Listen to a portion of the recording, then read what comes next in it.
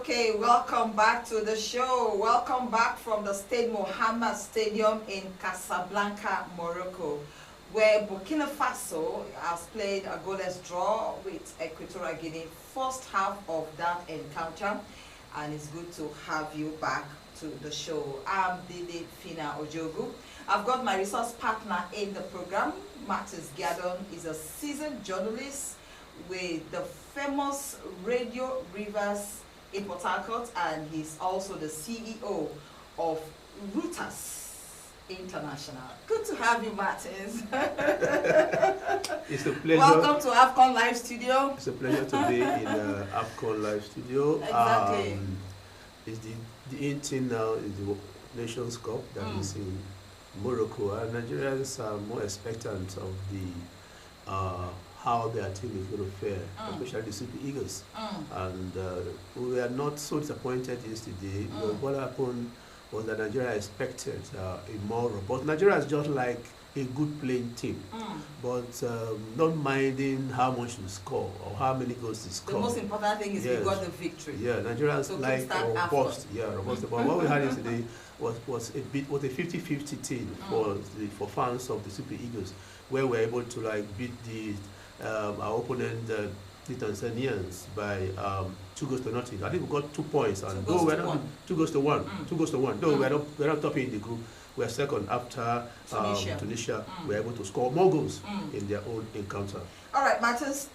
Today we are focusing on Burkina Faso against Equitorial Guinea. Okay. We've seen the first half action. Are you impressed with what you've seen?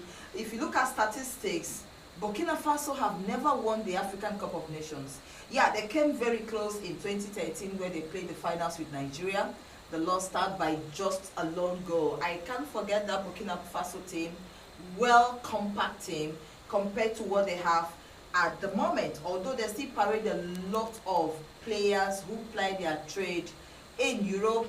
If you look at Traore in Sunderland, in fact, he almost gave Chelsea a headache in their last game. And 1 or 2, 3 players who play outside the shores of Burkina Faso. But for Equatorial Guinea, this is a country that have won the African Cup of Nations twice, you know, so they have history behind them compared to Burkina Faso. But from what you've seen in the first half, are you impressed? A very tight game. I've watched the first half of this encounter. You know, we are in the first group matches. First group matches. Yeah, where teams try to size up themselves. They try to size up themselves. First leg matches, of course. And what I saw was a very pretty encounter where the Burkinabes had more chances at goal than the Equatorians. What that means is that they were more hungrier at goal. But we saw in the dying minutes of the second half where the Equatorians tried to prove a point by making incursions into the vital area of the Burkinabes. I'm not going to be surprised to see a draw in this encounter because both teams were just very technical. I wouldn't say the game was too slow. Watching the game from the distance, I could see a very disciplined This is team. one of the closest they have come. Yes, that goalman struggle in that particular minutes of the game. So you see, you see the Equatorians there. This would have been a very clear goal, but swept away by the defender. I was asking why jump? Why fly from the leg? Why don't put your leg there and the man brings you down? Because when you're in the vital area, you definitely don't need to be scared of the leg. You allow the opponent to hurt you so that you get a penalty. Yeah, get a penalty. Why? He ought to have put his leg or fly out, and that has to do with inexperience. Something. It may depend on the position of the ball as to where he was at the time. Because if he's so far, he couldn't make the necessary stretch that will make the referee give him the penalty. So I think it was one of their closest that they have gotten this afternoon in this encounter. They have not impressed me so far. They tried to play very cautious, and I expect more of a robust play in this Nations Cup. Though, as we said, it's just the first match of this, first group matches in this tournament. Okay, you're watching actions from Group D, where we are seeing Burkina Faso playing goalless at halftime against Equitorial Guinea. By the way, you can win yourself recharge cards courtesy of our partners, Carlos Miller. If you predict correctly, the scroll message is on your screen. Let's get those predictions coming. You can also hit us on our social media handles, and when you predict correctly, we should be able to send you. We had some lucky winners in our last show, and they've all received their prizes, sending their messages of appreciation. So you can be part of this as well for this particular game, Burkina Faso taking on Equitorial Guinea.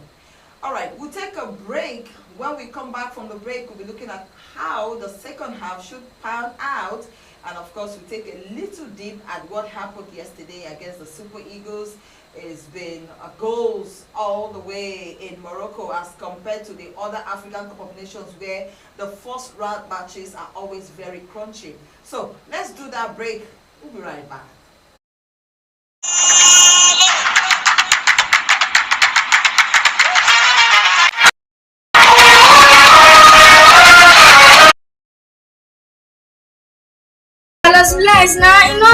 Really? Over the years, Carlos Miller has connected businesses, families, friends to a common goal of success, happiness, and dreams come true. Today, we're still doing that with our branches spread across Nigeria. Now in FOT Roundabout, Onne. Call 091-628-56888 to keep your originality with Techno, Infinix, Samsung, Nokia, Oppo, Vivo, U-Lesson tablets, gadgets, phones repairs, and maintenance. Purchase online at www.carlosmiller.com or visit our store close to you. Head office, Carlos Miller Junction, Okboro Road, Aba Road, Artillery, Port Harcourt. Remember, you can buy any phone of your choice and pay installmentally. We have added services for your satisfaction like SIM registration, NIN enrollment, Wi-Fi activation, recharge cards, and VTU. Call 080-639-73555. Carlos Miller.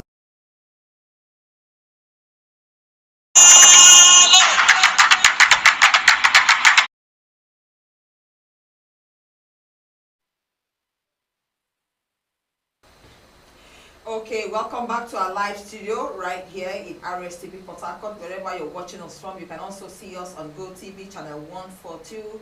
And we're bringing you the live coverage of the African Cup of Nations 2025 in Morocco. This encounter is Burkina Faso take on Equitorial Guinea. It's first half, and by the way, is still goalless. I've got Martins GIADOM, the seasoned journalist with the famous Radio Rivers, and is also the CEO of Reuters International, a fitness club and news agency in Nigeria. All right, Martins, let's take a look at what the two coaches should do at this point in time. The both coaches are home-based coaches. Okay. For Burkina Faso, Brahma Traore, he's a known name. He retired in 1993 as an ex-international. While for Coach Micah of Equatorial Guinea, they've all seen it all as far as football is concerned. What should they do with what they have to be able to make a change in this one? Yeah, it's a very neated game, very close one we watched. The two coaches, they need to act, they need to go, the players should act, the coaches should ask the players to go hungry. They should be very, there's no point